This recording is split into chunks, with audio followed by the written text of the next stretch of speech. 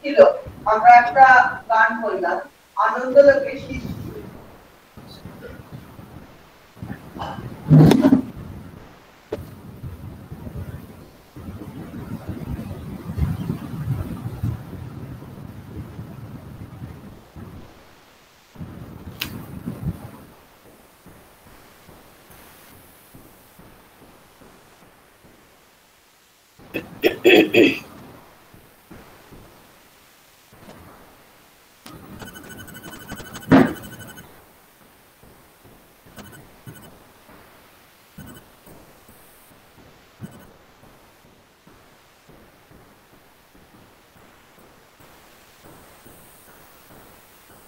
চিত্রিকা দি, আমার কথা কি শুনতে পাওয়া যাচ্ছে? হ্যাঁ হ্যাঁ, শুনতে পাওয়া যাচ্ছে। এবার শুরু করে দে। অভ্র তো এসে গেছে। শ্রাবন্তী? হ্যাঁ, শ্রাবন্তী আছে, তুই শুরু কর। হ্যাঁ হ্যাঁ হ্যাঁ আছি, চলো। হ্যাঁ, না না বলছি শুনতে পাওয়া যাচ্ছে তো কথা, সেটাই জিজ্ঞাসা করছি। হ্যাঁ হ্যাঁ, শুনতে পাওয়া যাচ্ছে। হ্যাঁ হ্যাঁ, সবাই শুনতে পাচ্ছি, বলো। অভ্র অঝোর বর্ষা নিয়ে এসে গেছে, অতএব শুরু হয়ে অভ্র তো যায়। এসে গেছেন। হ্যাঁ হ্যাঁ, আমি এসে গেছি। তাহলে হ্যাঁ হ্যাঁ, সেই একদম। হ্যাঁ, কতক্ষণ থাকতে পারবো জানি না, কিন্তু এসে গেছি। হ্যাঁ, শুরু করছি আমরা। না না, অঝোর বর্ষা নিয়েও হয়ে যাবে আর কি মনে হচ্ছে সেটা আমাদের। খুব জরুরি। হ্যাঁ হ্যাঁ, না, হয়ে যাবে। শুরু করে দাও। হ্যাঁ হ্যাঁ।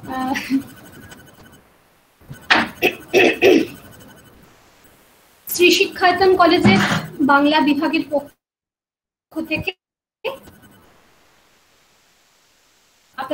আমরা 22শে শ্রাবণ দিনটিকে স্মরণে রেখে আমরা একটা দিন পালন করি। দিনের দিনটা হয় না, কিছুদিন দেরি হয়। এবছর একটু বেশি দেরি হয়ে গেছে, তার জন্য আমরা ক্ষমা চেয়ে নিচ্ছি। প্রতি বছর এই দিনটিতে যখন কলেজে পালন হয়, তখন আমাদের অধ্যক্ষ ডক্টর অদিতি দে সূচক বক্তব্যটুকু রাখেন। আজকে বিশেষ কারণবশত তিনি থাকতে পারেননি। তিনি আমাদের শুভ কামনা জানিয়েছেন, তার প্রতি আমাদের কৃতজ্ঞতা। আমাদের আজকের অনুষ্ঠান 22শে শ্রাবণ, রবীন্দ্র স্মরণ। রবীন্দ্রনাথ আমাদের প্রতিদিনের সঙ্গী বলাই বাহুল্য, প্রতিনিয়ত তার সঙ্গে আমাদের যাপন। কিন্তু তবু বিশেষ কোনো দিনে তাকে বিশেষভাবে জানতে, নতুন নতুন সূত্র খুলে পেতে আমাদের ভালো লাগে। আজকে সেরকমই একটা দিন, এবং আমরা বক্তা হিসেবে পেয়েছি বিশ্বভারতী বিশ্ববিদ্যালয়ের বাংলা বিভাগের বিভাগীয় প্রধান অধ্যাপক ডক্টর অভ্র বসুকে। অভ্র গবেষণা করেছেন বাংলা সাহিত্যের স্ল্যাং এই বিষয় নিয়ে, এবং সেই গবেষণা অত্যন্ত সমাদৃত তার গ্রন্থ। এছাড়াও অভিধানের আরো কাজ আছে তার, আমরা জানি। কিন্তু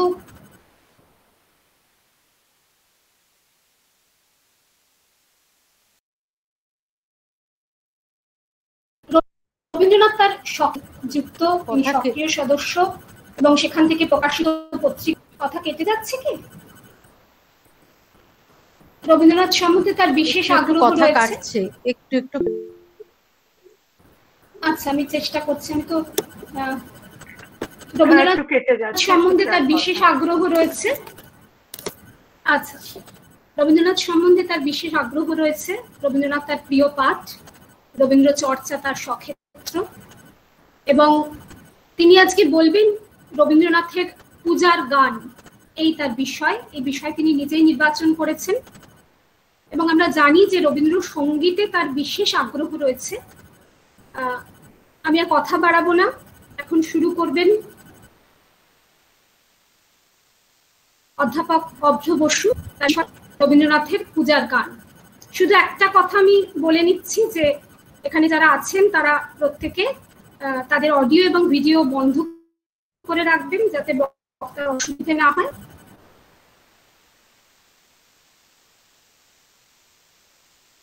আর কারোর কিছু মন্তব্য থাকলে, প্রশ্ন থাকলে আপনারা লিখবেন, নিয়ে আলোচনা করতে পারি।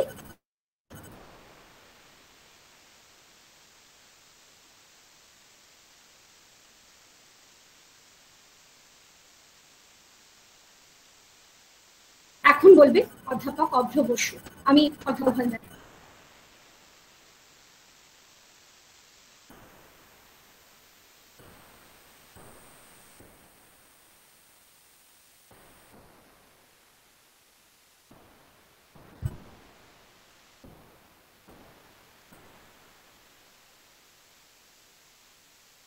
আপনি আমার কথা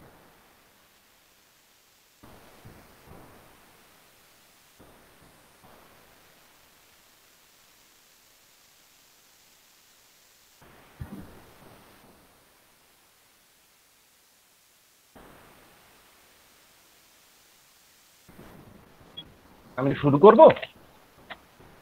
হ্যাঁ হ্যাঁ, আপনি কি শুনতে পাচ্ছেন? কেটে কেটে যাচ্ছে, সবটা শুনতে পাচ্ছি না। আমার কথা শোনা যাচ্ছে? হ্যাঁ হ্যাঁ হ্যাঁ, এবার শুরু হ্যাঁ, করুন। আপনার কথা শোনা যাচ্ছে, আপনার কথা শোনা যাচ্ছে, আপনি শুরু করুন। আচ্ছা আচ্ছা, সকলকে নমস্কার জানাই। শিক্ষায়তন কলেজ আমাকে আজকে তাদের 22শে শ্রাবণের স্মরণ অনুষ্ঠানে আমাকে বলবার সুযোগ দিয়েছেন, এই জন্য আমি খুবই আনন্দিত এবং বাধিত। আমি প্রথমেই একটু মার্জনা চেয়ে রাখছি। গত 4-4.5 ঘন্টা ধরে শান্তিনিকেতনে প্রবল বৃষ্টি পড়ছে, একেবারে ভীষণ বাজ পড়ছে, বৃষ্টি পড়ছে। দীর্ঘক্ষণ কারেন্ট ছিল না, এই একটু আগে এসেছে। নেটও বারে বারে বিঘ্নিত হচ্ছে। নেটও ছিল না দুপুরে 3 ঘন্টা, কিন্তু এখন অন্তত শুরুটা করতে পেরেছি। শেষ করতে পারবো কিনা আমি জানি না। ফলে একটু প্রথমেই মার্জনা চেয়ে রাখছি এই যান্ত্রিক সংকটের জন্য, যেটার উপর কার্যত আমার কোনো হাত নেই। আমাকে যখন আজকের দিনে বলবার জন্য বলা হয়েছিল, তখন আমি নিজেই এই বিষয়টা স্থির করেছিলাম যে আমি বলবো রবীন্দ্রনাথের পূজার গান। একটুখানি কেবল প্রথমেই জানিয়ে রাখি যে পূজার গানের ভাব, পূজার গানের সুর ইত্যাদি বিষয়ে আমি খুব বেশি কথা বলবো এমনটা নয়। আমার সামগ্রিকভাবেই রবীন্দ্রনাথের পূজা পর্যায়ের গান এবং পূজা পর্যায়ে বর্জিত অন্যান্য যে সমস্ত গান যেগুলো পূজা পর্যায়ে হয়তো বা থাকতেই পারত, এইরকম কিছু গান এবং সেই সঙ্গে সঙ্গে রবীন্দ্রনাথের এই জাতীয় গান লেখবার কালক্রমটাকে ধরে আমি কিছু ধরন, কিছু প্রবণতা ইত্যাদি বোঝবার চেষ্টা করব। সেই সঙ্গে সঙ্গে তার নিজের গান সম্পর্কে, বিশেষত এই আধ্যাত্মিক গান সম্পর্কে রবীন্দ্রনাথের মনোভাব ঠিক কেমনটা ছিল এবং সেই মনোভাব বিভিন্ন সময় কিভাবে বদলেছে, সেই কথাগুলোই আমি আপনাদের সামনে আজকে একটু তুলে ধরবার চেষ্টা করব।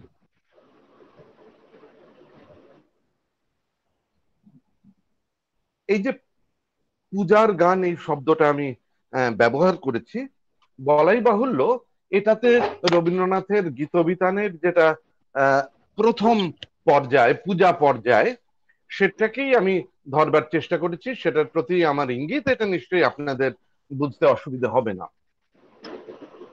এখন পূজা পর্যায়ের গান,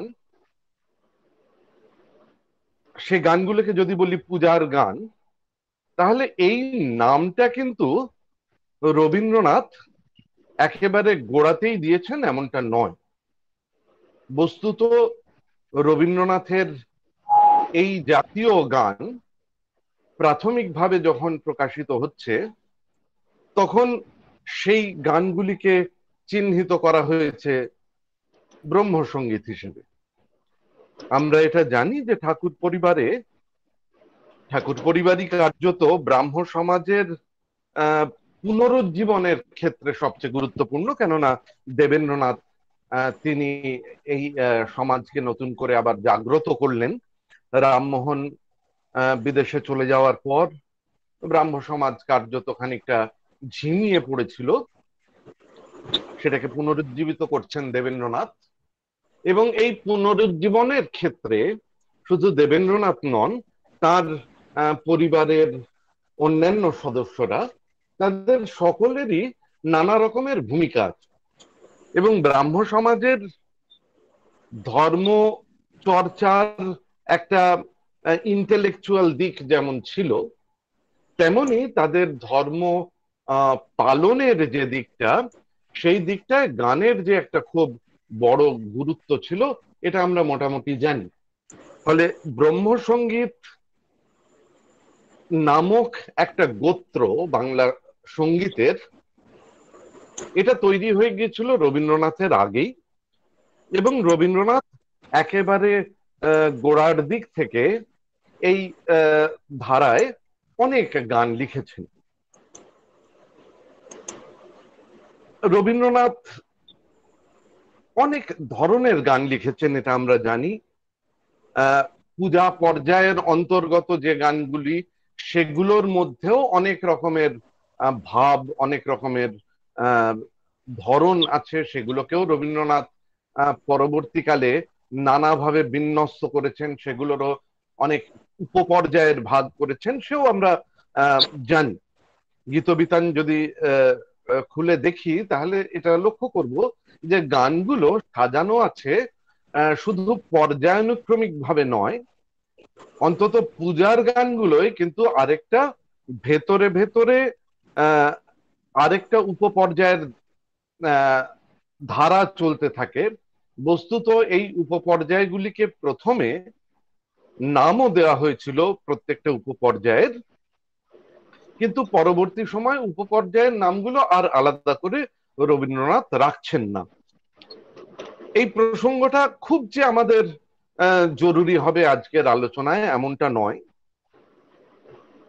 আমরা প্রথমেই আমাদের আলোচনার শুরুতেই আমরা যে বিষয়টায় শুরু করব সেটা হচ্ছে যে রবীন্দ্রনাথ তিনি অনেকদিন ধরে গান লিখছেন, কিন্তু গানের বই সংগ্রহ করবার ব্যাপারে রবীন্দ্রনাথের খুব যে একটা আগ্রহ ছিল এরকমটা নয়। অন্তত রবীন্দ্রনাথ প্রথম দিকে মনে করতেন যে সুরবিহীন গান এটা খুব গুরুত্বপূর্ণ নয়। ফলে গানের বইয়ে যেহেতু সুরটা থাকছে না, সেহেতু সেই গান রবীন্দ্রনাথের কাছে খুব জরুরি মনে হয়নি। পাশাপাশি এটাও মনে রাখবো যে শেষের দিকে জীবনের শেষ পর্যায়ে গিয়ে রবীন্দ্রনাথ একেবারে উল্টো কথা বলবেন যে সুর যদি নাও থাকে তাহলেও গানকে আলাদাভাবে কবিতা হিসেবে পড়া যেতে পারে। ফলে দুটো এক্সট্রিম। প্রথম পর্বে মনে করছেন যে সুর ছাড়া গান দাঁড়ায় না, ফলে শুধু কথা ছাপবার কোনো মানে নেই। এবং শেষ পর্যায়ে গিয়ে মনে করছেন যে সুর যদি নাও থাকে, শুধু কথার জোরেই কবিতা হিসেবে গান একটা সম্পূর্ণ একটা স্বতন্ত্র শিল্প রূপ হিসেবে গণ্য হতে পারে। আমরা যদি রবীন্দ্র সাহিত্য সমালোচনার ইতিহাসটা দেখি, তাহলে সেখানেও এটা লক্ষ্য করব যে এক ধরনের বৈপরীত্য আগাগোড়াই সমালোচকদের মধ্যে রয়ে গেছে। ধরা যাক প্রমথনাথ ঋষি, তিনি যখন রবীন্দ্র কাব্য প্রবাহ রচনা করছেন, তখন সেই রবীন্দ্র কাব্য প্রবাহে তিনি বাদ দিয়ে যাচ্ছেন গীতাঞ্জলির গানগুলিকে, এবং গানগুলিকে বাদ দিয়ে গিয়ে তিনি একটা কৈফিয়ত দিচ্ছেন এখানে। বলছেন যে গীতাঞ্জলি সম্বন্ধে আমি নীরব, তার কারণ আমি রবীন্দ্র প্রতিভার মূল ধারার পরিচয় দিতে বসিয়াছি, উপশাখার পরিচয় দিতে বসি নাই। তেমন উপশাখা রবীন্দ্র প্রতিভায় প্রচুর, তাহার পরিচয় দিতে হইলে কোনো কালেই আমার গ্রন্থ শেষ হইত না। এখন উপধারার পরিচয় দেব না মূলধারার পরিচয় দেব, এই কারণে আমি গীতাঞ্জলির আলোচনা করিনি। এটা একটা যুক্তি, কিন্তু এই যুক্তিতেই প্রমথনাথ থামছেন না। তিনি আরো বলছেন যে রবীন্দ্রনাথের গানের আলোচনা করি নাই। গীতাঞ্জলি গান, শুধু গীতাঞ্জলির গানগুলির আলোচনার সার্থকতা নাই, সমস্ত গানের আলোচনা করিতে হয়। সুরবেত্তা না হইলে গানের সমালোচনা করা নিরর্থক, আমার সে শক্তির অভাব। আমরা রবীন্দ্র কাব্য প্রবাহ নামক বিষয়টাকে, গ্রন্থটাকে নয়, বিষয়টাকে যদি একটু অনুধাবন করবার চেষ্টা করি, তাহলে এটা লক্ষ্য করব যে 1907 সাল নাগাদ রবীন্দ্রনাথের গীতাঞ্জলির কবিতাগুলি লেখা শুরু হচ্ছে ধারাবাহিকভাবে, এবং 1910-এ গীতাঞ্জলি বেরোচ্ছে। তারপরে আরো দুটি বই, গীতিমাল্য এবং গীতালি, যেখানেও ওই গানের ভাবটাই প্রধান।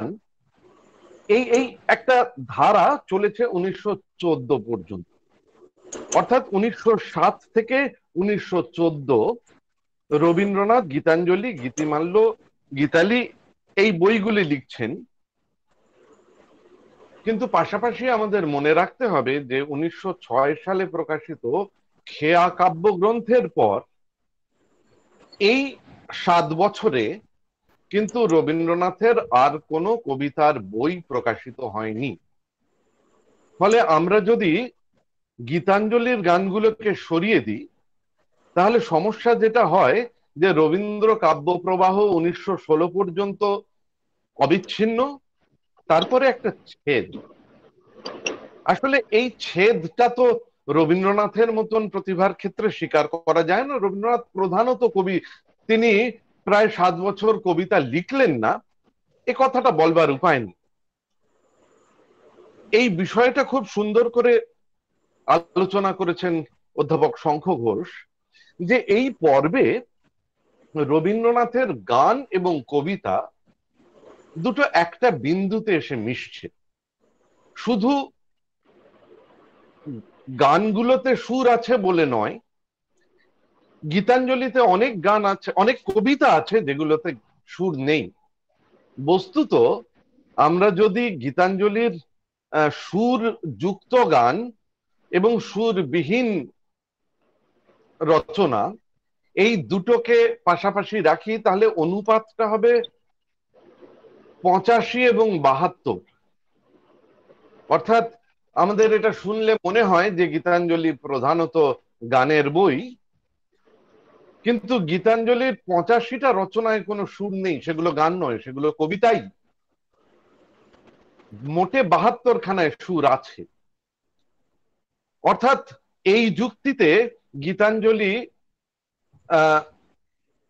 কবিতা, গীতাঞ্জলি গান কবিতা নয়, এইটা বাদ দেওয়াটা খুব সঙ্গত হয়নি। আসলে এই যে কথাটা প্রথমেই বলেছিলেন যে গীতাঞ্জলির সময়টায় যা রবীন্দ্রনাথ লিখছেন সেটা হচ্ছে উপশাখা, এইটাই বরং জরুরি বলে আমার মনে হয়। এখন প্রশ্নটা হচ্ছে যে আমি কেন এটা মনে করছি যে এটাকে উপশাখা বলা যেতে পারে। না, আমি উপশাখা মনে করছি না, আমি এটাকে মূল প্রবাহের অন্তর্গতই ধরছি, রবীন্দ্র কাব্য ধারায়। কিন্তু এইখানে যদি রবীন্দ্রনাথের গানের একটা ধারাবাহিক পর্যালোচনা আমরা করি, তাহলে এইটা আমরা উপলব্ধি করব যে গীতাঞ্জলির যে গানগুলি, সেগুলো তো প্রধানত এমন গান যেগুলো পরে রবীন্দ্রনাথের পূজা পর্যায়ে সংকলিত হয়েছে।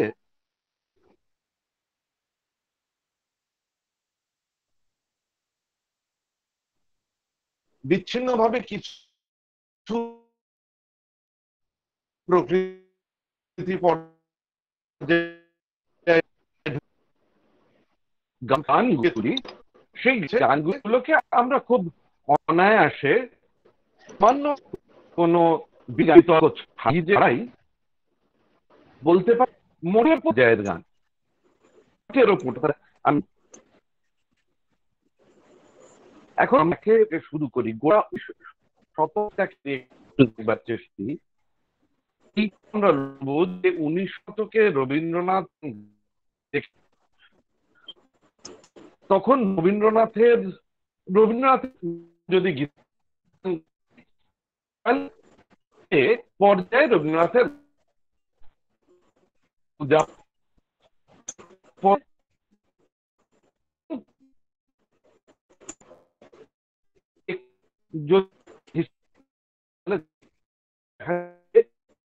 অর্থাৎ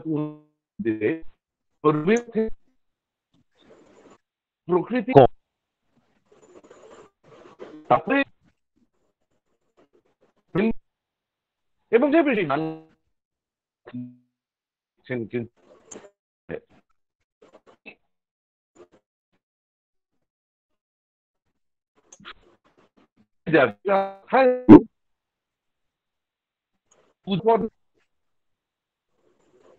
সন্নিধ এমন আরো রবীন্দ্রনাথ কিন্তু গীত করছেন তখন সেই গানগুলো রবীন্দ্রনাথ গীতবিতানের প্রথম খণ্ড সংকলন করছেন। বাকি যেগুলো ছিল এই সংকলিত হয়েছে যে সংকলনের সঙ্গে রবীন্দ্রের কোনো এটা আমরা লক্ষ্য করব যে রবীন্দ্রনাথ গান লিখছেন তার অনেক বাজছেন বাজের সংখ্যা এক্ষুনি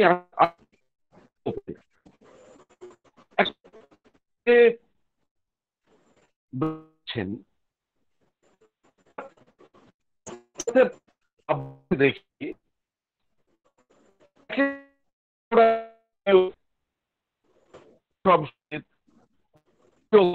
মানসী সোনালী চিত্রা এই পর্যন্ত সমস্ত কাব্য থেকে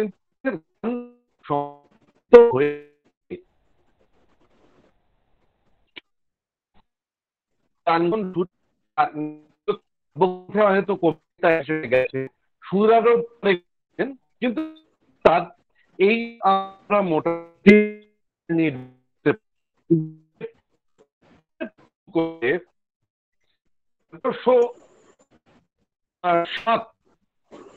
বঙ্গাব্দ পর্যন্ত কাব্যগ্রহ তার কবিতার পাশাপাশি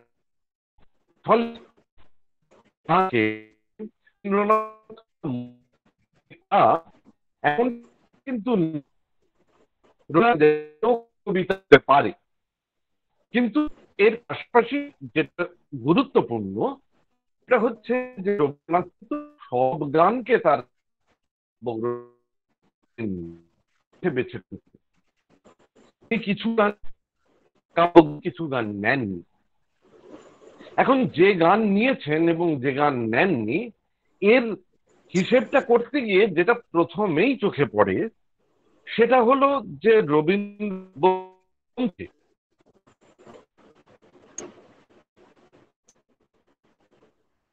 অর্থাৎ গোটা ঊনবিংশ শতাব্দীতে রবীন্দ্রনাথের কাব্যগ্রন্থে কিন্তু একটিও ব্রহ্মসঙ্গীত অন্তর্গত হচ্ছেন না। অর্থাৎ রবীন্দ্রনাথ অনেক ব্রহ্মসঙ্গীত লিখেছেন এই সময় কিন্তু তার কোনোটাই তার কাব্যগ্রন্থে তিনি স্থান দিচ্ছেন না। এইটা একটা খুব জরুরি প্রশ্ন নিশ্চয়ই আমাদের কাছে মনে হবে যে কেন রবীন্দ্রনাথ তার কাব্যগ্রন্থে প্রেমের কবিতা প্রেমের গান সংকলিত করছেন, প্রকৃতির গান তাও আসছে, এমনকি দেশাত্মবোধক গান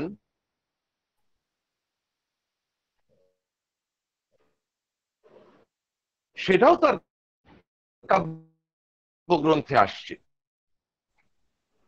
কিন্তু যেটা একেবারেই এলো না সেটা একটু আলাদা, সেটা ব্রহ্মসঙ্গীত ভেবেছিল এবং কাব্যগ্রন্থে জায়গা পেয়েছে, মানে গ্রন্থে জায়গা পেয়েছে, সেটা হচ্ছে তোমারই করিয়াছি জীবনের গান, সেটা একটা পাঠ করতে হতো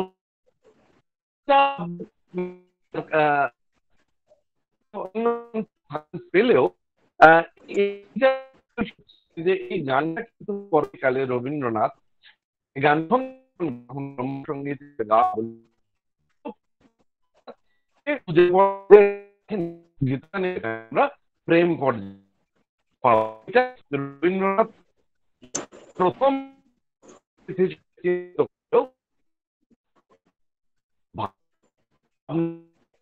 গান, ফলে যারা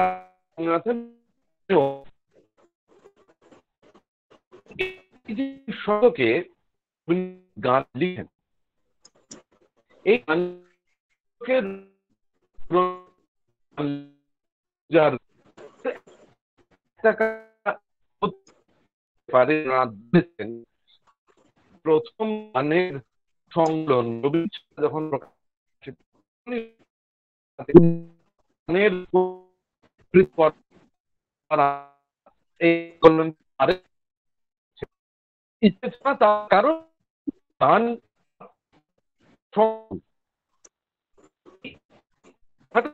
বললেন মনে রাখতে হবে গান ওনাকে যখন কাব্যগ্রন্থে অন্তর্গত করতে, কাব্যগ্রন্থে নিজে অন্তর্গত তখন অন্তত এই করে কিছু গান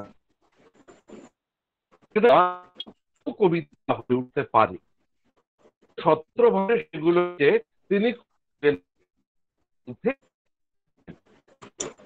সঙ্গীত দিলেন না। এই পর্যায়ে যে সমস্ত ব্রহ্মসঙ্গীত রবীন্দ্রনাথ, সেগুলো একটু খেয়াল করি, অনেক কিন্তু গুরুত্বপূর্ণ আমাদের অন্তত এই যে জাতীয় সেগুলো জায়গা যায় না গ্রন্থে। কিন্তু ধরা যাক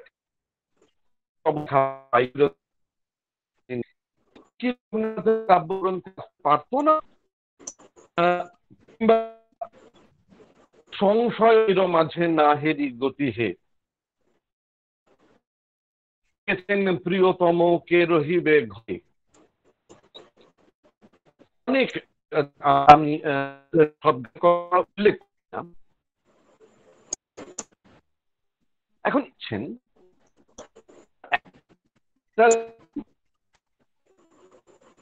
পর্যায়ে যে গান একটু হিসেব করবে, তার অধিকাংশ বিভিন্ন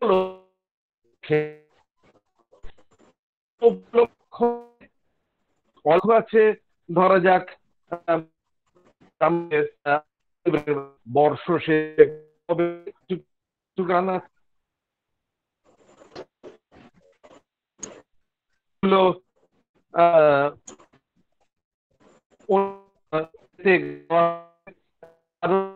লক্ষ্যে গাওয়া হচ্ছে, কিন্তু এর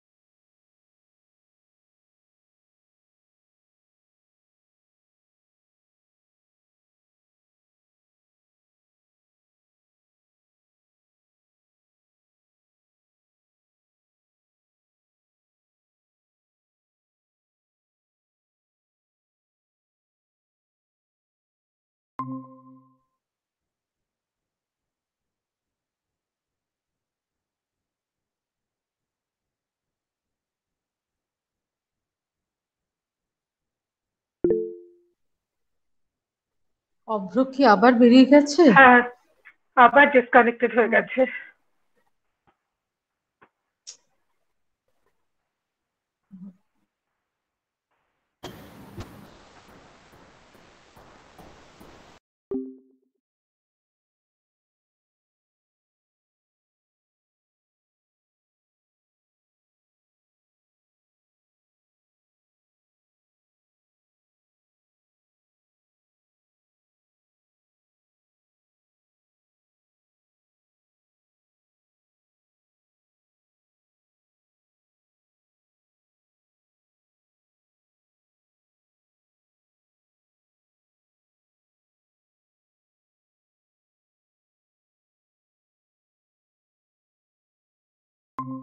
আমি আমি বলছিলাম যে গানটা, সেটা হচ্ছে নয়ন তোমারে পায় না দেখিতে রয়েছে হ্যাঁ। নয়ন নয়ন।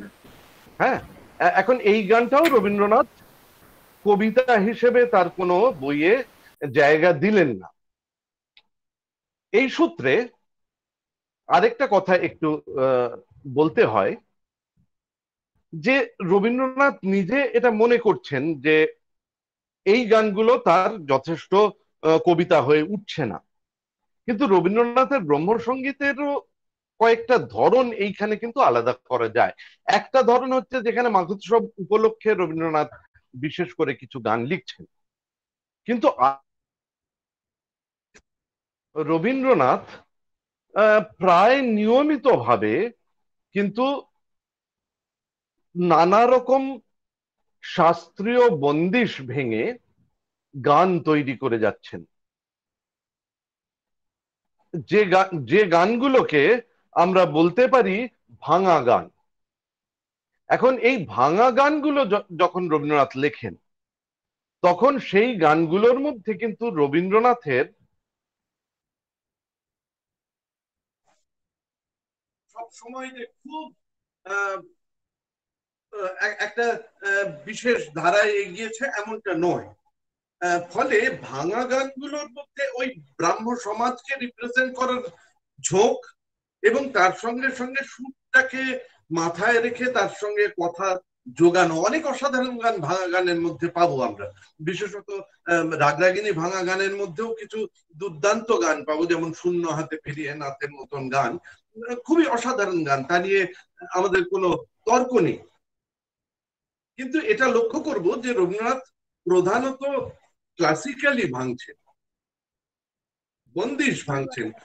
19 শতকে রবীন্দ্রনাথ খুব বাউলের গানের সুর ব্যবহার করছেন না, কিন্তু এই যে গানটার কথা বললাম নয়ন তোমারে পায় না দেখিতে, এই গানটার ক্ষেত্রে কিন্তু এটা লক্ষ্য করব যে এইখানে রবীন্দ্রনাথ ব্যবহার করছেন কীর্তনের সুর। এবং কীর্তনের সুর এই বিষয়টা খুব গুরুত্বপূর্ণ এই কারণে যে কীর্তন জিনিসটা যেহেতু বৈষ্ণবীয় ব্যাপার, সেহেতু এই কীর্তন নিয়ে কিন্তু আদি ব্রাহ্ম সমাজের একটা রিজার্ভেশন ছিল। এবং 1291 বঙ্গাব্দে তত্ত্ববোধিনী পত্রিকায় রবীন্দ্রনাথের একটি গান প্রকাশিত হচ্ছে, আমি জেনে শুনে তবু ভুলে আছি, কীর্তনের সুরে। তত্ত্ববোধিনী পত্রিকায় কীর্তনের সুরে গান বেরোনোর পর ইন্ডিয়ান মেসেঞ্জার, সাধারণ ব্রাহ্ম সমাজের মুখপত্র, তারা লিখছেন, it is gratifying to see the Adi Brahmo Samaj has at last come to see the importance of sankirtans. এবং নববিধানের মুখপত্র ধর্মতত্ত্ব, তারাও এই কীর্তন ব্যবহার, কীর্তনের সুরের ব্যবহার নিয়ে খুব উৎসাহ প্রকাশ করেছেন। কিন্তু মজাটা এই যে নয়ন তোমারে পায় না দেখিতে যে গানটার জন্য রবীন্দ্রনাথ দেবেন্দ্রনাথের দ্বারা পুরস্কৃত হলেন, সেটাও কিন্তু ছিল কীর্তনের সুরে। যাই হোক, আমি আমার 19 শতকের পর্বটা আমি এখানে শেষ করি যে রবীন্দ্রনাথ কোনো একটা প্রয়োজনে লিখছেন, সে প্রয়োজনটা ততটা তার ব্যক্তিগত নয় যতটা ব্রাহ্ম সমাজের। ফলে ব্রাহ্ম সমাজের প্রয়োজনে লিখছেন বলেই হয়তো এই গানগুলো শেষ পর্যন্ত কোথাও তার নিজের গান ততটা হয়ে ওঠেনি। আমার অন্তত বিশ্বাস যে সেইটাই কারণ রবীন্দ্রনাথ এই গানগুলোকে তার কাব্যগ্রন্থের অন্তর্গত করছেন না। এই সঙ্গে একটুখানি কেবল একটা বাক্যে উল্লেখ করে যাই যে জীবন দেবতা রবীন্দ্রনাথের কাব্যগ্রন্থে এসছে, কিন্তু জীবন দেবতার ধারণাটার সঙ্গে বিশ্ব দেবতার ধারণার অন্তত 19 শতকে কোনো যোগ ছিল না। এমনকি তার মধ্যস্থতাতেই, অর্থাৎ জীবন দেবতার মধ্যস্থতাতেই ঈশ্বরের সঙ্গে রবীন্দ্রনাথের যোগ, এই কথাটাও কিন্তু 19 শতকে রবীন্দ্রনাথ বলেননি। এই কথাটা রবীন্দ্রনাথ বলছেন 1309 বঙ্গাব্দে, অর্থাৎ 1902 সাল নাগাদ মোহিতচন্দ্র সেনকে লেখা একটি চিঠিতে। ফলে জীবন দেবতা তত্ত্বটা যখন উদ্ভাবিত হয়েছে তখন কিন্তু তাতে বিশ্ব দেবতার ভাবনা কোনোভাবেই কাজ করেনি। রবীন্দ্রনাথ যেটা তার ধর্মচিন্তা সম্পর্কে পরবর্তীকালে বলবেন, যে একটা ধর্ম হচ্ছে তার বাইরের সাম্প্রদায়িক ধর্ম, অন্যটা হচ্ছে তার ভেতরকার ধর্ম, এবং দুটোকে খুব সুন্দর একটা উপমার মধ্যে দিয়ে প্রকাশ করেছেন। বলেছেন একটা হচ্ছে তার পাগড়ি, একটা হচ্ছে তার মগজ। বাইরেরটা হচ্ছে তার পাগড়ি, ভেতরটা হচ্ছে মগজ। যেটা বাইরে থেকে দেখা যায় সেটা আমার সাম্প্রদায়িক ধর্ম, সেই সাধারণ পরিচয়, লোকসমাজে আমার ধর্মগত পরিচয়, সেটা যেন আমার মাথার উপরকার পাগড়ি।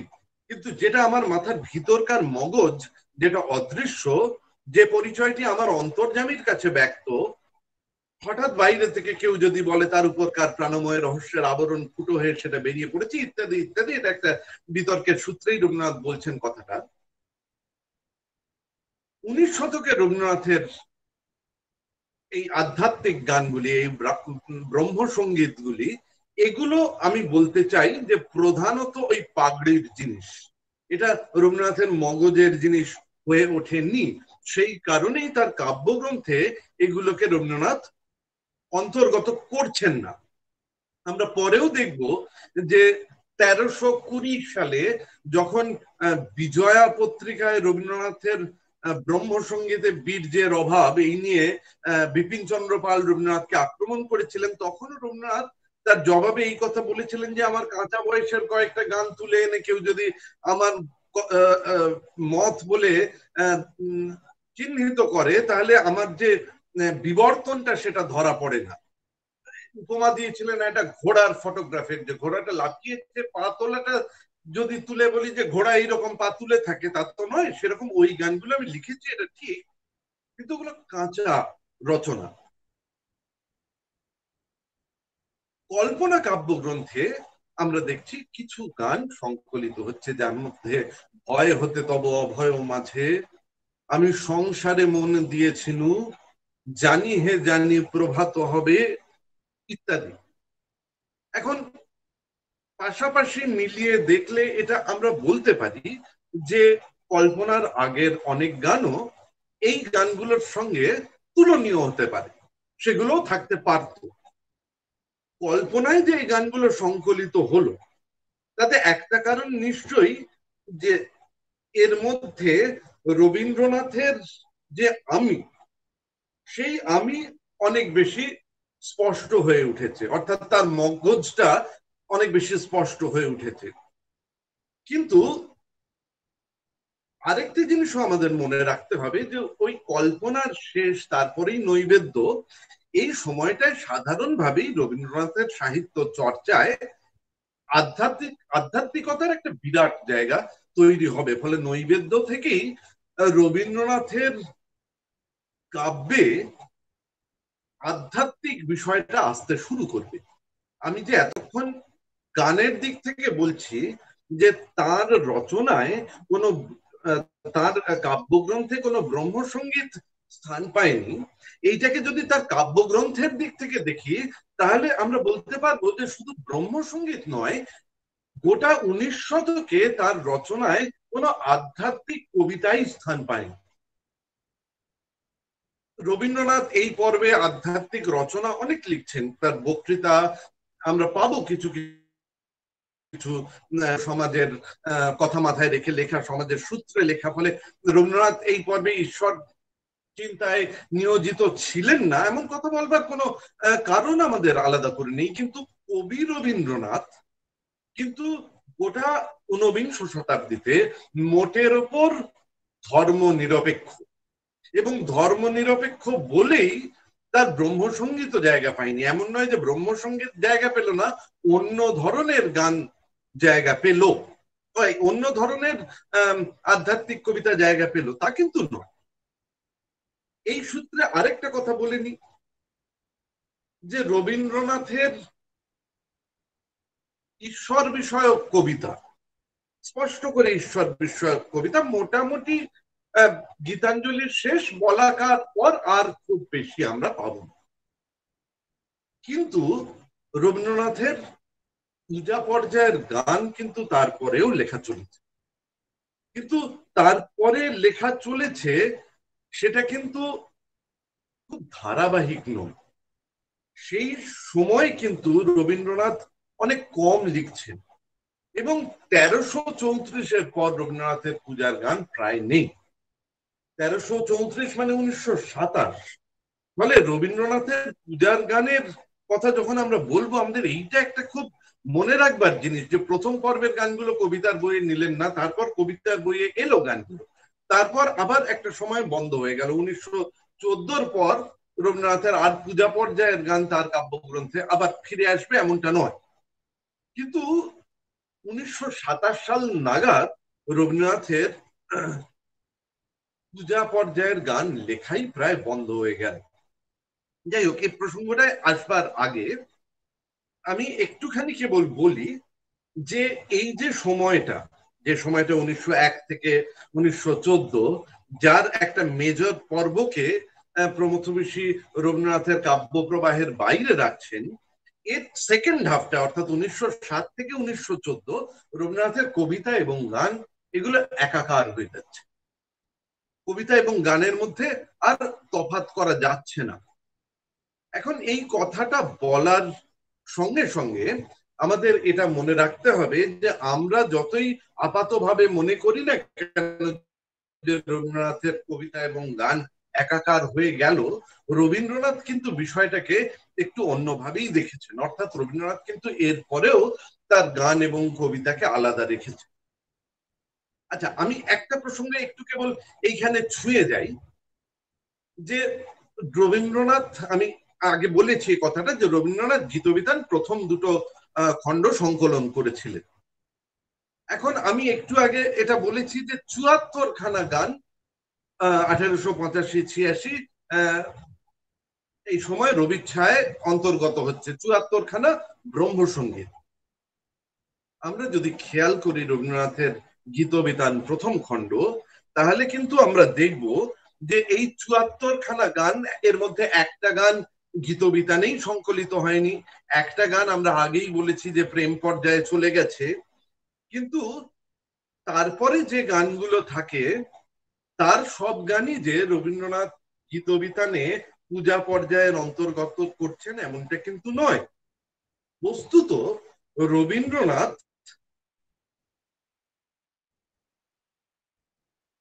যখন গীতবিতান সংকলন করছেন 1931 সালে, তখন এটা আমরা লক্ষ্য করব যে রবীন্দ্রনাথ 31 খানা গান যেগুলো ব্রহ্মসঙ্গীত হিসেবে ছিল সেগুলোকে বর্জন করছেন। সেগুলো বর্জন করার ফলে রবীন্দ্রনাথের গানের সংখ্যা দাঁড়াচ্ছে 43। দুটো গান যেহেতু অন্যদিকে চলে গেছে, ফলে 43টা গান রবীন্দ্রনাথ রাখলেন, বাকি গানগুলো কিন্তু বাদ চলে গেল। গীতবিতানে রবীন্দ্রনাথ সেগুলোর জায়গায় দিলেন না।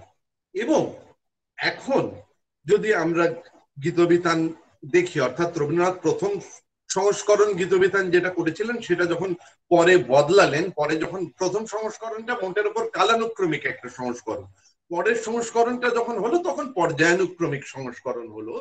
এই পর্যায়ানুক্রমিক সংস্করণেই পূজাকে একটা আলাদা পর্যায় হিসেবে আমরা পেলাম।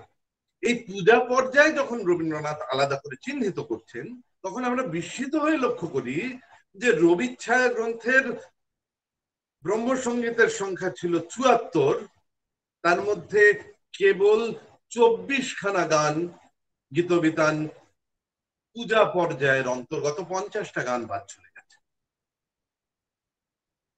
এবং ৫০টা গান বাদ চলে গেছে, সে গানগুলো পরবর্তীকালে সব তৃতীয় খণ্ডের অন্তর্গত হচ্ছে। আমরা জানি যে গানগুলো বাদ পড়ে গেছে সেগুলো যদি একটু খেয়াল করা যায়, ধরা যাক মহাসিংহাসনে বসি শুনিছ হে বিশ্বপিত, বড় আশা করে এসেছি গো জননী, আজি শুভ দিনে পিতার ভবনে, চলিয়াছি গৃহপানে খেলাধুলার অবসান। আরো অনেক গান আছে, আরো অনেক গান আছে যেগুলো বাদ গেছে, সেগুলো একটু কম শোনা হয়তো বা। পক্ষান্তরে যে গানগুলো গীতবিতানের পূজা পর্যায়ে রয়ে গেছে সেগুলো হয়তো আমরা একটু বেশি শুনেছি। যেমন একিয়ে সুন্দর শোভা, ১২৮৭ সালে লেখা একিয়ে সুন্দর শোভা কালানুক্রমিক ভাবে রবীন্দ্রনাথের গীতবিতানের পূজা পর্যায়ের আদিতম গান। এর আগে পর্যন্ত রবীন্দ্রনাথ যে গানগুলি লিখেছেন তার একটাও গীতবিতানের পূজা পর্যায়ের অন্তর্গত হয়নি। শুভ্র আসনে বিরাজো, এটা পূজা পর্যায়ে আছে। অনিমেষ আঁখি সেই কে দেখেছে, পূজা পর্যায়ে পাবো। তাহারে আরতি করে চন্দ্র তপন, ওঠে ওঠো ওঠো রে বিফলে প্রভাত বয়ে যায় যে, ডুবি অমৃত পাথারে আঁখি জল মুছাইলে জননী, অসীম কালো সাগরে, ইত্যাদি ২৪খানা গান আমরা পাচ্ছি।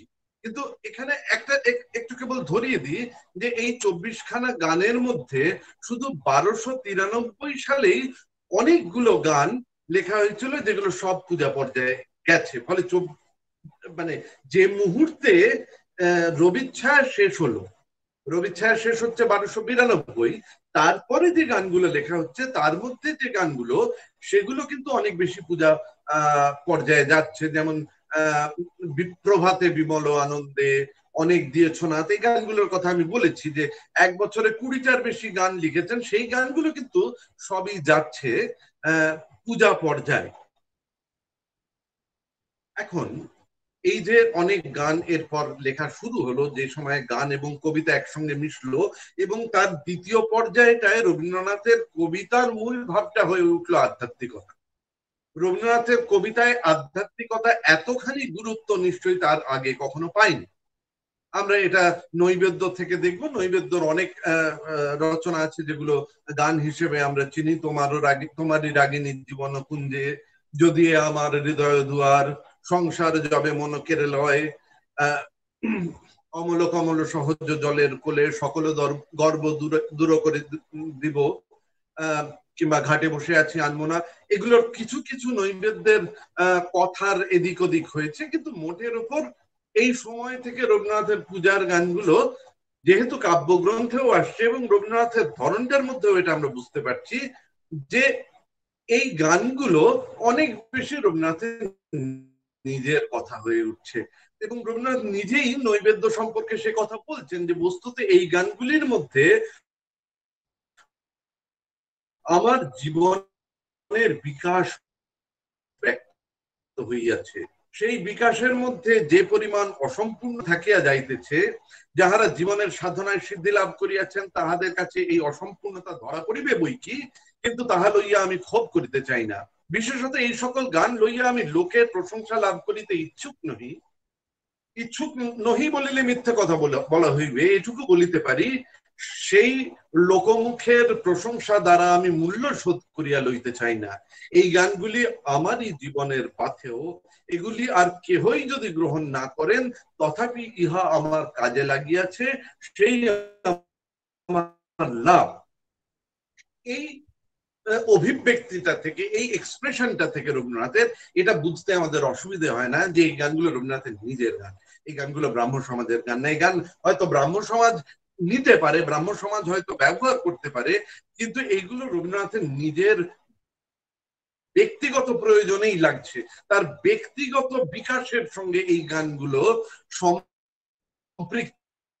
তো সেই জন্যই এই গানগুলো কিন্তু কবিতা হয়ে উঠছে। এই গানগুলোকে রবীন্দ্রনাথ অনায়াসে তার কাব্যগ্রন্থেরই অন্তর্গত করতে পারছেন, যেগুলো তার আগের গ্রন্থগুলিতে তিনি করতে পারেননি। এই সময় থেকে রবীন্দ্রনাথের যে গানগুলি লেখা হচ্ছে, সে গানগুলিতে রবীন্দ্রনাথ তার নিজের কথা বলছেন, এই গানগুলি তার নিজের কথা হয়ে উঠছে।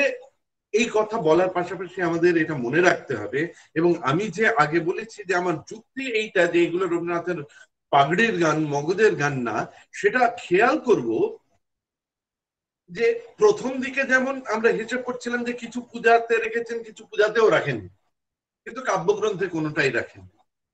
পরে দেখবো যে অনেক গান তিনি পূজা পর্যায়ে রেখেছেন, কিন্তু এই সময় তার কাব্যগ্রন্থে অজস্র গান সংকলিত হচ্ছে, গানই সংকলিত হচ্ছে প্রায় প্রধানত, যে কারণে প্রমথনাথ ঋষির ওই রকম একটা ভ্রম হয় যে গীতাঞ্জলি গানের বই।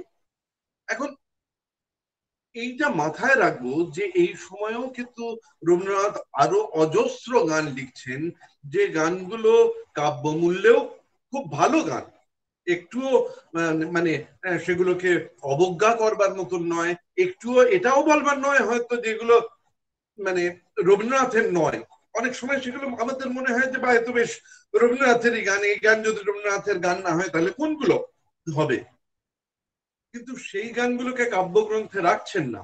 এবং খেয়াল করব যে এই গানগুলোর অধিকাংশই, আমি আগে ভাঙা গানের কথা বলছিলাম, অধিকাংশই ভাঙা গান। ভাঙা গান মানেই সেখানে একটা গানের কথাকে রবীন্দ্রনাথ রূপান্তরিত করছেন, কথা পরে আসছে, আগে সুর। আমি বলছি না যে রবীন্দ্রনাথের ক্ষেত্রে এটা হয়নি, সুর আগে আসেনি, অনেক সময় সুর আগে কথা পরে হতেই পারে, কিন্তু আমার বক্তব্যটা হচ্ছে যে এই গানগুলোকেও কিন্তু রবীন্দ্রনাথ ততখানি নিজের গান করে নিচ্ছেন না। ফলে এই গানগুলো, আমি কয়েকটা গানের কথা একটু বলি, একটু পড়ে যাই, দেখবেন যে অনেকগুলো গানের কথা আমি বলে যাব পর পর। এই গানগুলো নাটকের গান নয়, এই সময় যেগুলো নাটকের গান ছিল সেগুলো মধ্যে এগুলো পড়বে না। এই গানগুলো কিন্তু রবীন্দ্রনাথ গীতাঞ্জলির সময় লিখছেন, গীতিমাল্যের সময় লিখছেন, কিন্তু এই বইগুলোর মধ্যে অন্তর্গত করছেন না। বিনা বাজাও হে মম অন্তরে, সংসারে কোনো ভয় নাই নাহি, চরণধ্বনি শুনি তব নাথ জীবন তীরে, বিপুল তরঙ্গরে তিমির দুয়ার খোলো, এসো এসো নীরব চরণে, আজি নাহি নাহি নিদ্রা আখি পাতে, কোথা হতে বাজে প্রেম ও বেদনারে, কোন শুভক্ষণে উদিবে নয়নে, জাগো জাগরে জাগো সঙ্গীত, নয়ন ভাসিল জলে, মহারাজ একই সাজে এলে হৃদয় পুরো মাঝে, অমৃতের সাগরে আমি যাব যাব রে, জয় তব বিচিত্র আনন্দ, রাখো রাখো রে জীবন বল্লভ, জাগে না জোছনা রাতে। আরো অনেক গান, আমি সব পড়লুম না, কিছু বাদ দিয়ে গেল। এই গানগুলো কিন্তু আবার মাথায় রাখবো যে মাগোৎসবে গীত হচ্ছে। কোন গান তিমির দুয়ার খোলো, যেমন প্রশান্ত পাল অনুমান করছেন যে নববর্ষে গীত হয়েছিল। এই গানগুলো গীতাঞ্জলির সময়ে লেখা। গীতাঞ্জলিতেও অনেক গান আছে যেগুলো মাঘোৎসবে গীত, কিন্তু তারপরেও রবীন্দ্রনাথের মনের মধ্যে কিন্তু একটা বিভাজন রেখা কাজ করে যাচ্ছে যে এই গানগুলো কাব্যগ্রন্থের অন্তর্গত হতে পারে, এই গানগুলো নয়। সেটা যে শুধু একটা সাহিত্যিক মাপকাঠিতে যে এই গানটার মধ্যে কাব্যমূল্য বেশি আছে, এই গানটার মধ্যে কাব্যমূল্য কম আছে, এমনটা আমার মনে হয় না। আমার মনে হয় এই গানটা আমি বেশি আছি, আমি কম আছি, এই গানটা আমার গান, এই গানটা আমার গান নয়, এই গানটা সকলের গান, সমাজের গান। এইটাই হচ্ছে আসলে এই বিভাজন। মহারাজও একই সাজে এলে হৃদয় পুরো মাঝে বাদ পড়ে যায়। হ্যাঁ, এই গানটা থাকা উচিত ছিল বলেই আমাদের মনে হয়। আমাদের এই গান শুনলে নিশ্চয়ই মনে হবে না যে এই গানটা গীতাঞ্জলির গানগুলোর চেয়ে খুব কাব্যমূল্যে দুর্বল, কিন্তু হয়তো কোথাও ওই মানে ওটার মধ্যে আরেকটু জেনারেলাইজড একটা কথা, যে গর্ব সব টুটিয়া মূর্ছে পড়ে লুটিয়া, কিন্তু ওই সকল মহ দেহ মনোবিনা সমবাদে ওই মমটা হয়তো ততটা মম হয়ে উঠছে না যতটা হলে ওটা অন্তত রবীন্দ্রনাথের কাছে গীতাঞ্জলিতে যেতে পারে। এবং গীতালি এবং গীতিমাল্য এর ক্ষেত্রেও এই একই অনুবর্তন। এখন এই যে পূজার গান, গীতাঞ্জলির পর্বটা জুড়ে রবীন্দ্রনাথ অজস্র লিখলেন, তারপরেই আমরা দেখছি যে রবীন্দ্রনাথের পূজার গান কিন্তু সংখ্যায় কমে আসছে। সংখ্যায় কমে আসছে এটা আমরা খেয়াল করব যে রবীন্দ্রনাথের বিশ্বাসের জগতেই ঈশ্বরের জায়গাটা একটুখানি হয়তো নড়ে যাচ্ছে। অন্তত কবিতার ক্ষেত্রে আমরা দেখছি যে যে ঈশ্বরকে নিয়ে রবীন্দ্রনাথ গীতাঞ্জলি, গীতিমাল্য, গীতালিতে বেশ মাতোয়ারা হয়েছিলেন, বলাকার পর থেকে সেই ঈশ্বর কিন্তু আস্তে আস্তে তার কাব্য জগৎ থেকে নির্বাসিত হচ্ছেন এবং তার বাকি জীবনে সেই ঈশ্বরের খুব পরিষ্কার নির্বাসিত ঈশ্বরের কোনো পুনর্বাসন এমনটা নয়।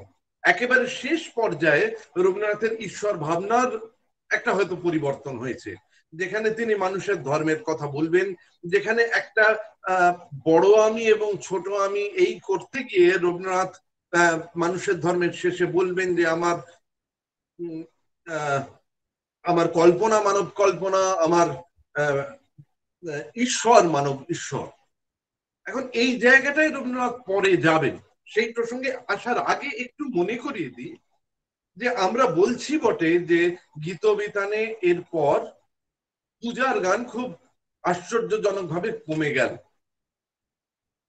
কিন্তু আপনারা যদি আমাকে চেপে ধরেন তাহলে দেখবেন যে আমি স্ট্যাটিস্টিক্যালি ভুল কথা বলছি। স্ট্যাটিস্টিক্যালি ভুল কথা বলছি এই কারণে যে ওই 1926 সাল পর্যন্ত রবীন্দ্রনাথের পূজার গান কিন্তু মোটের উপর ধারাবাহিকভাবে গীতবিতানে আমরা পাবো। কেবল সমস্যাটা অন্য জায়গায়। সমস্যাটা এইখানে নয় যে রবীন্দ্রনাথ লিখছেন কি লিখছেন না, সমস্যাটা হচ্ছে যে এর অধিকাংশ গানই কিন্তু আসলে নাটকের গান। আপনারা খেয়াল করুন যে 1914 সালে ফাল্গুনির পরে রবীন্দ্রনাথ তার আগের নাটক অনেকগুলির নতুন করে রূপান্তর করছেন। ধরা যাক অচলায়তন থেকে গুরু হচ্ছে, ঋণ শোধ হচ্ছে নতুন করে, রাজা থেকে অরূপ রতন হচ্ছে।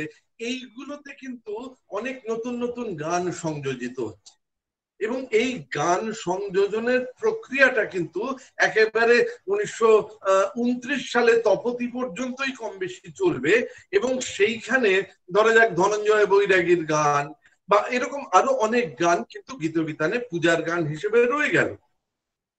এখন এই ফাল্গুনি, অরূপ রতন, মুক্তধারা, তপতি এর গানগুলো পূজায় যাচ্ছে। কিছু কিছু গান লেখা হচ্ছে বিশেষ বিশেষ উপলক্ষে। ধরা যাক হিংসায় উন্মত্ত পৃথ্বীর মতন গান, কিংবা আরো আরো অসাধারণ গান সর্বখর্ব তারে দহে তব ক্রোধ দাহ, যতীন দাসের মৃত্যুর পর তার অনশন করে মৃত্যুর পর রবীন্দ্রনাথে গান লিখছেন।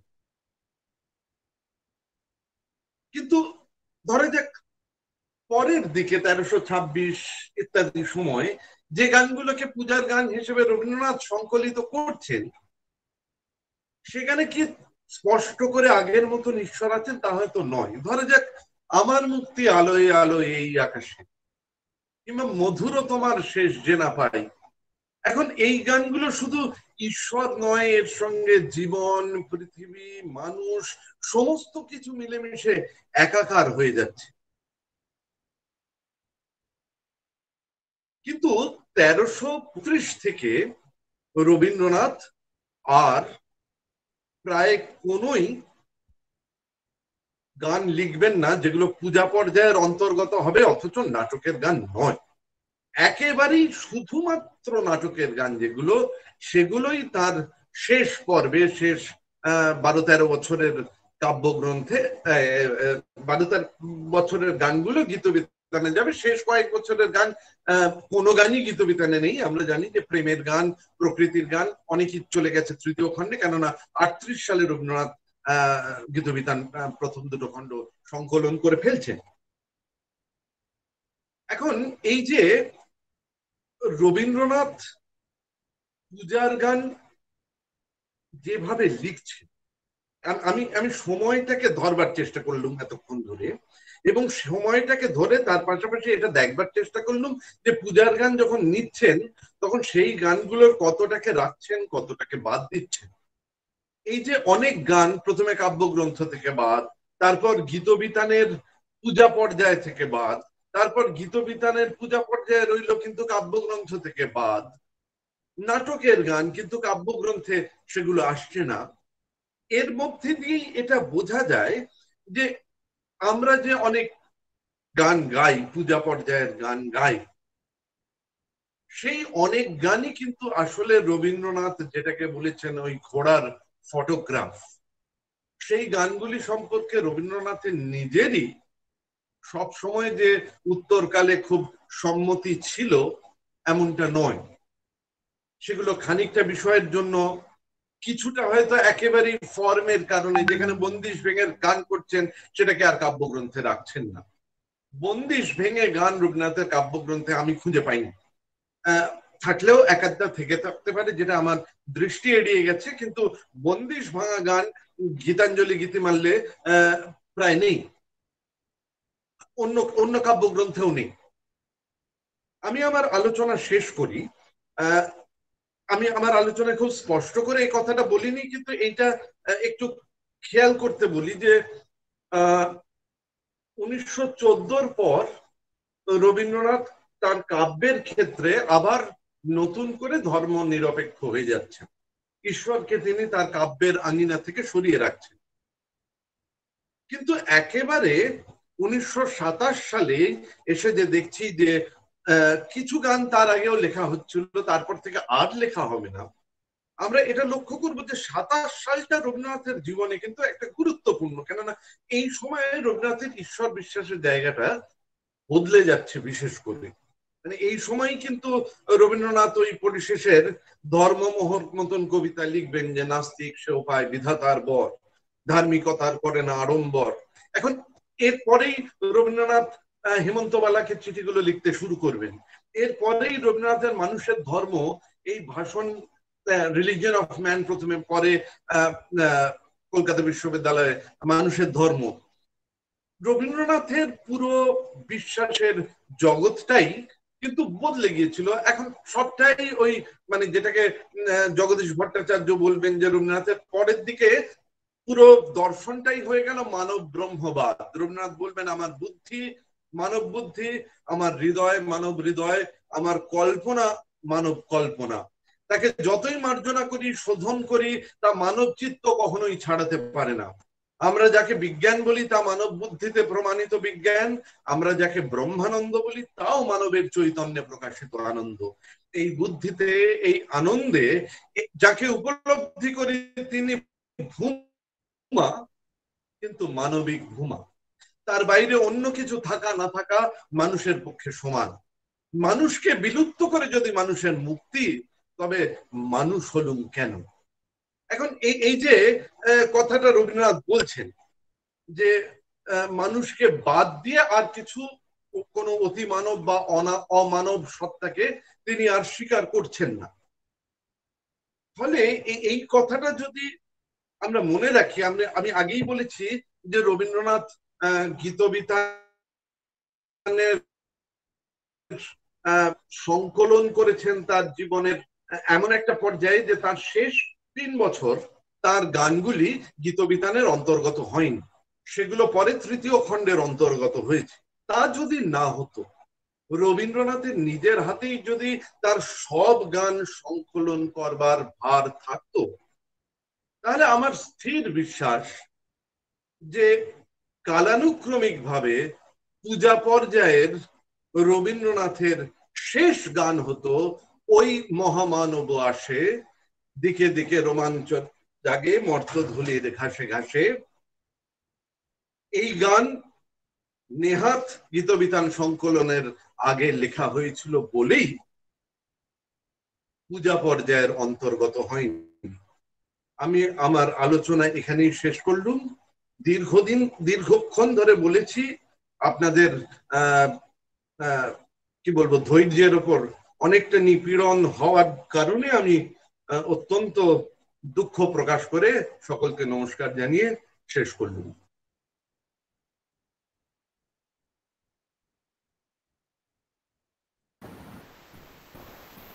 অধ্যাপক অভ্র বসুকে ধন্যবাদ, কৃতজ্ঞতা। একেবারেই নিপীড়িত হইনি আমরা।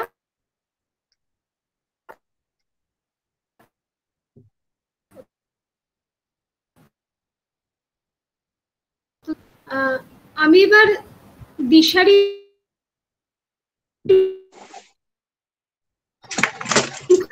সে বিষয়টাও যদি একটু দেখে।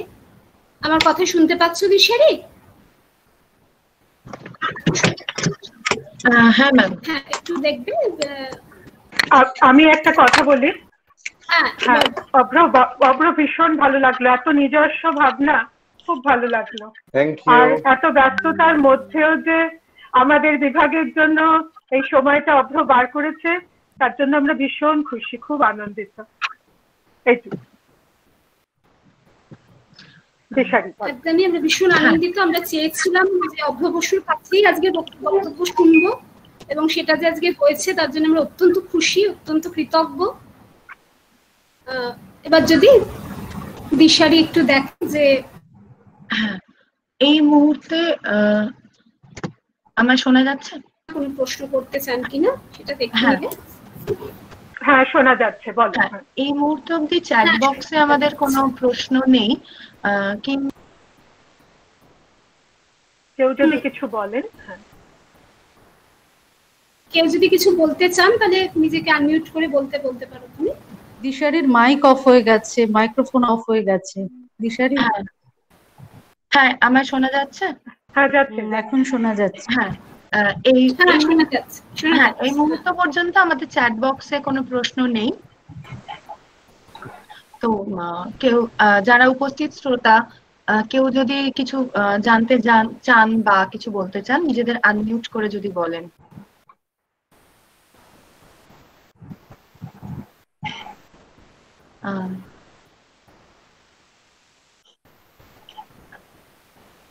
আচ্ছা, কেউ তো কিছু বলছেন না, তো সেক্ষেত্রে একটু সময় দাও। শ্রাবন্তী ম্যাম।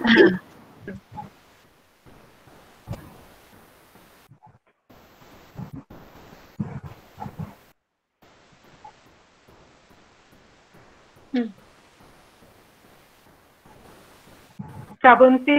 আচ্ছা,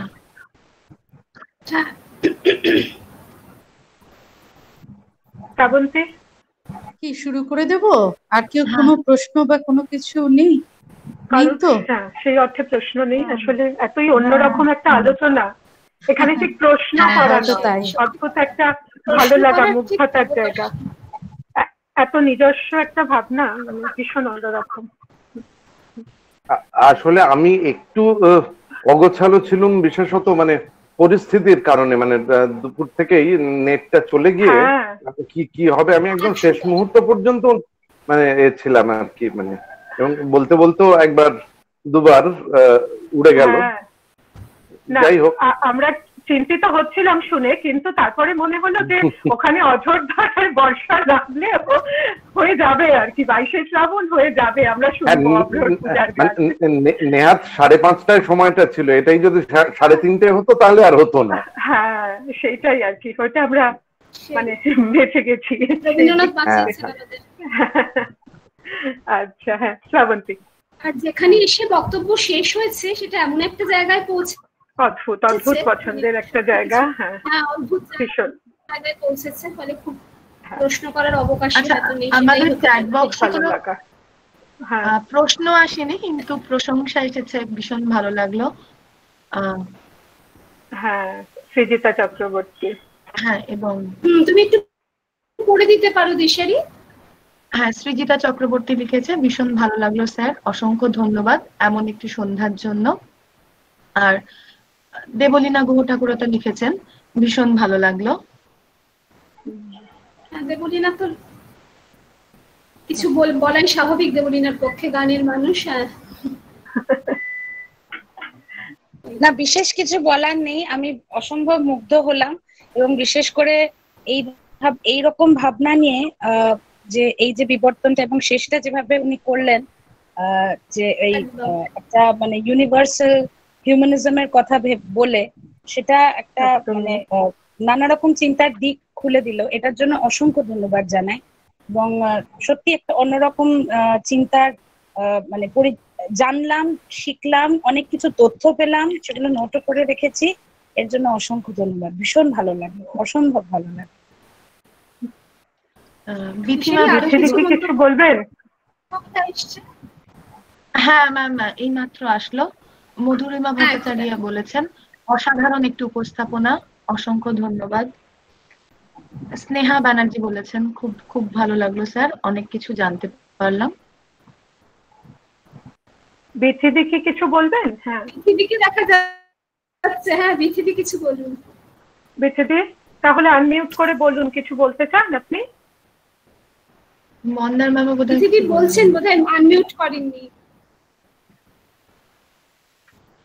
মন্দার ম্যামও কিছু বলছেন, আনমিউট করা নেই। একটু হ্যালো, আনমিউট। শুনতে পাচ্ছিস? হ্যাঁ হ্যাঁ হ্যাঁ বলুন বিথিদি। হ্যাঁ হ্যালো, বলুন বিথিদি, বলুন, শোনা যাচ্ছে।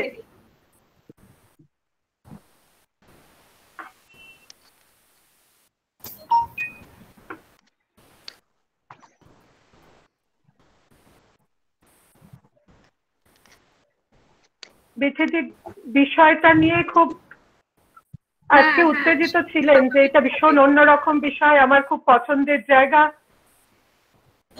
হ্যাঁ, আচ্ছা তাহলে শ্রাবন্তী তুই তাহলে মন্দারজি কিছু বলবেন গো? মন্দারজি বলবেন। হ্যাঁ হ্যাঁ বলো। আনমিউট করা। মন্দারজি আনমিউট করো, অডিওটা একটু আনমিউট করো মন্দারজি। মন্দারজি অডিওটা তো আনমিউট করবে, শোনা যাচ্ছে না মন্দারজি।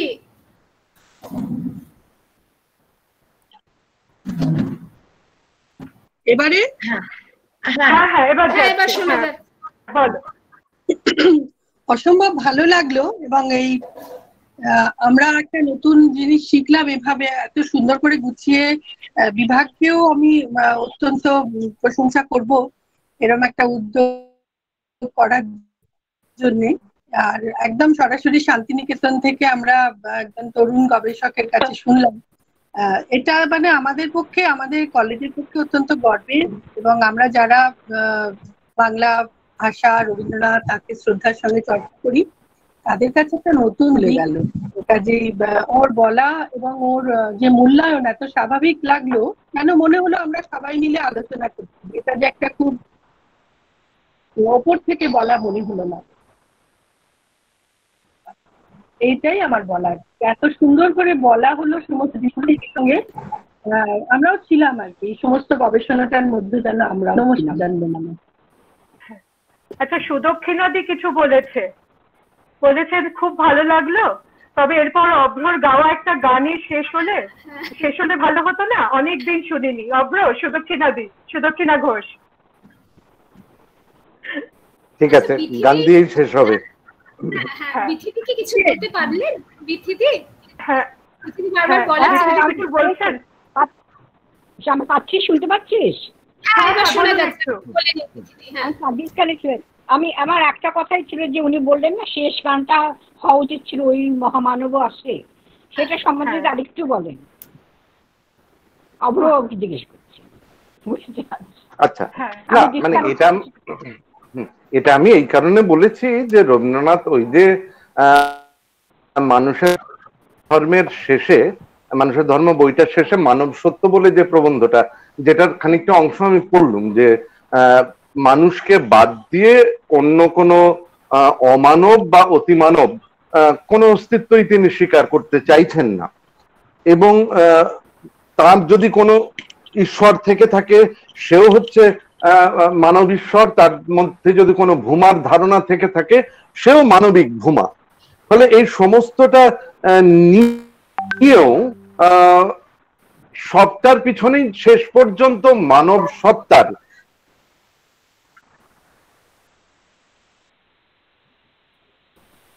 মহামানব বলতে এটা নিশ্চয়ই আমরা বুঝবো যে মানুষের ধর্ম বই যে আলোচনা রবীন্দ্রনাথ করেছেন, তাতে যে বড় আমি এবং ছোট আমি, সেই যে ধারণাটা বড় আমি তো হচ্ছে আর একার আমি নয়, সেটা কিন্তু এইটা নয় যে আমার মধ্যে কোনো বড় সত্তা, সেটা হচ্ছে সামগ্রিকভাবে মানব সত্তার যে আমি।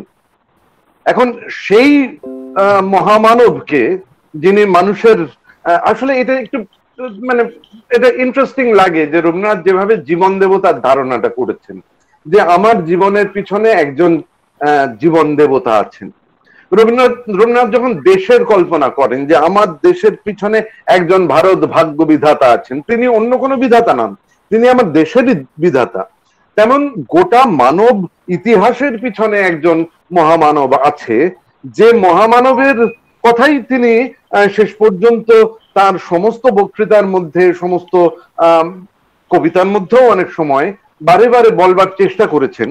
ফলে সেই অনুষঙ্গে আমার মনে হয়েছে যে এই গানটা মানে রবীন্দ্রনাথ শেষ পর্যন্ত যেখানে তার পূজাকে অর্পণ করতে চেয়েছেন সেটা সম্ভবত এই মহামানব। সেই কারণেই আমি এটা মনে করি যে এই গানটাই রবীন্দ্রনাথের গীতবিতানের পূজা পর্যায়ের শেষ গান। রবীন্দ্রনাথ যদি সংকলন করতেন তাহলে এটাই শেষ গান হতো। আমরা তো রবীন্দ্রনাথের উদ্দেশ্যে এই গানটা করি। হ্যাঁ, মানে রবীন্দ্রনাথ মহামানব বলতে কোনো মানে কোনো বিশেষ বড় মানুষকে বোঝাচ্ছেন না, সামগ্রিক ভাবে মানব সত্তার একটা সম্মিলিত যে মহত্ব সেইটাকে বোঝাচ্ছেন।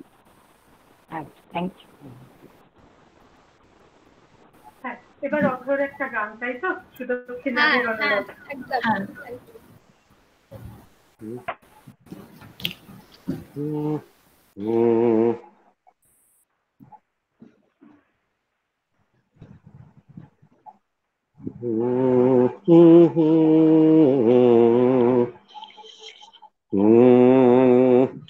ভয় হতে তব অভয় মাঝে নূতন জনম দাও হে, ভয় হতে তব অভয় মাঝে নূতন জনম দাও হে, দীনতা হতে অক্ষয় ধনে সংশয় হতে সত্য সদনে, দীনতা হতে অক্ষয় ধনে সংশয় হতে সত্য সদনে, জড়তা হতে নবীন জীবনে নূতন জনম দাও হে, ভয় হতে তব অভয় মাঝে নূতন জনম দাও হে, আমার ইচ্ছা হইতে প্রভু তোমার ইচ্ছা মাঝে, আমার স্বার্থ হইতে প্রভু তব মঙ্গল কাজে, আমার ইচ্ছা হইতে প্রভু তোমার ইচ্ছা মাঝে, আমার স্বার্থ হইতে প্রভু তব মঙ্গল কাজে, অনেক হইতে ডোরে সুখ দুঃখ হতে শান্তি করে অনেক হইতে একের ডোরে সুখ দুঃখ হতে শান্তি করে আমা হতে নাথ তোমাতে মোরে নূতন জনম দাও হে ভয় হতে তব অভয় মাঝে নূতন জনম দাও হে ভয় হতে তব অভয় মাঝে নূতন জনম দাও হে।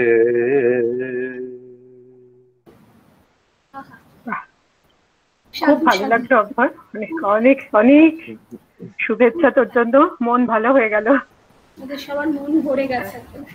Thank you, thank you. Sudakshina di, Sudakshina di আর আমি এক সময় শান্তিনিকেতন থেকে আমরা আসতুম ট্রেনে করে এবং সারা রাস্তা গান গাইতে গাইতে। কিন্তু গানটা এলো, বলো একটু সুদক্ষিণা দি, তুমি বলো একটু। হ্যাঁ সত্যি তাই, এই আমার সেই ট্রেন যাত্রাগুলোর কথাই মনে পড়ছিল। একদম সুদক্ষিণাদির কথার সূত্রেই কিন্তু গানটা শোনা হলো আর কি। নিশ্চয়ই, অবশ্যই সুদক্ষিণাদি। সত্যি অনেকদিন পর গান শুনলাম অভ্রর। হ্যাঁ, গানও শোনা হয় না, আজকে শুনলাম যাদবপুরের পর আর কি। হ্যাঁ, কথার পরে একটা গান দিয়ে একটা ঠিক ঠিক সমাপন হলো এবার। একদম একদম, খুব সুন্দর। আচ্ছা, এবার শ্রাবন্তী।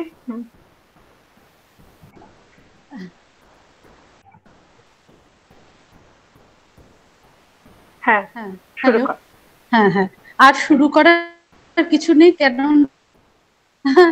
সব থেকে সুন্দর শেষ আমাদের হয়ে গেছে। শুরু কিছু নেই, মানে শেষেরও পরেরও শেষ কথা। আমরা যখন আলোচনা করছিলাম এই 22শে শ্রাবণ কিভাবে আমরা শেষ করব, আমি ভীষণভাবে চাইছিলাম একটা গান দিয়ে শেষ হোক। তো সেটা আমরা, যাই হোক, কিন্তু সেটা শেষ পর্যন্ত হলো। মানুষ যখন কিছু চায় খুব একান্ত ভাবে, তখন হয়তো সেটা হয়ে যায়। তো আমার হচ্ছে কোনো কথাই আমার বলার নেই, আমার হচ্ছে শতরঞ্চি গোটানোর কাজ, সুতরাং সেই কাজটাই আমি একটু করি। আমি একটুখানি একটা অন্য কথা বলি, যে বহু বছর আগে আমি একটা টিভি ইন্টারভিউয়ে সুনীল গঙ্গোপাধ্যায়ের একটা ইন্টারভিউ শুনেছিলাম। সেখানে উনি খুব তার স্বভাবোচিত ভঙ্গিতে বলছিলেন যে গল্প, কবিতা, প্রবন্ধ যাই লিখুন না কেন, রবীন্দ্রনাথ মানুষের মনে আছেন কিন্তু তার গানগুলোর জন্য, আর কিছু না। তো সেই যাই হোক, এই গানগুলো যে আপনি বিষয় হিসেবে বেছে নিয়েছেন, সেজন্য আমাদের আজকের বক্তা অধ্যাপক ডক্টর অভ্র বসুকে অনেক অনেক ধন্যবাদ, এবং তার সঙ্গে সঙ্গে এত সুন্দর একটা গান উপহার দেওয়া। সুতরাং সেই জন্যে আমরা আরো বেশি কৃতজ্ঞ যে গভীর বিষয়গুলো এসেছে গানের সূত্রে, যে কেন ব্রহ্মসঙ্গীত প্রথম পর্যায়ে কবিতার কাব্যগ্রন্থে যুক্ত হলো না, তার নিজের কথা হলো না বলেই কি, এবং তার সঙ্গে সঙ্গে যে শেষ পর্যন্ত তিনি একটা মানববাদে এসে পৌঁছলেন, সবকিছু মিলে একটা মনোজ্ঞ ভাবনা আমরা সমৃদ্ধ হলাম। তিনি যে সময় করে আমাদের এই ভাবনায় পৌঁছে দিতে পেরেছেন, তার জন্য আমরা কৃতজ্ঞ। আমরা ধন্যবাদ জানাই আমাদের কলেজ অধ্যক্ষ ডক্টর অদিতি দেকে। অন্যান্য বারে তিনি উপস্থিত থাকেন, আজকে উপস্থিত থাকতে পারেননি বিশেষ কারণবশত, কিন্তু তার সহযোগিতা এবং কলেজ কর্তৃপক্ষের সদিচ্ছা ছাড়া এই অনুষ্ঠান সম্পূর্ণ হতে পারত না। এবং বিশেষভাবে ধন্যবাদ আমাদের ছাত্রীদের, আমাদের সহকর্মীদের, এবং আরো যারা আগ্রহী শ্রোতা আজকে এসেছেন, যাদের জন্য অনুষ্ঠানটি সম্পূর্ণতা পেল। এই অতিমারী প্রেক্ষিতে রবীন্দ্রনাথ তো আমাদের প্রতি মুহূর্তেরই আশ্রয়, তবু সঙ্গে ভাগ করে নিলাম, সেজন্য আপনাদের সকলকে আবার অনেক অনেক ধন্যবাদ। নমস্কার, ভালো থাকবেন।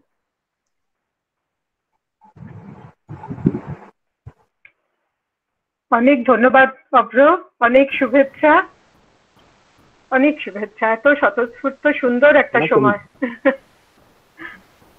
তোমরা বলতে দিলে বলে বলতে পারলুম। না, কি সুন্দর করে বললি রে, আমরা সবাই মিলে মুগ্ধ হয়ে গেছি রে।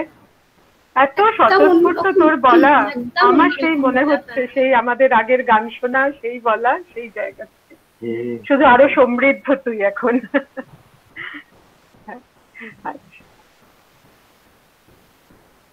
ঠিক আছে, সকলকে নমস্কার। আমি তাহলে বেরিয়ে যাই এখান থেকে। হ্যাঁ, নমস্কার।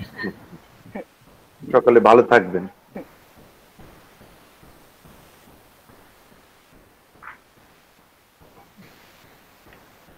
হ্যাঁ।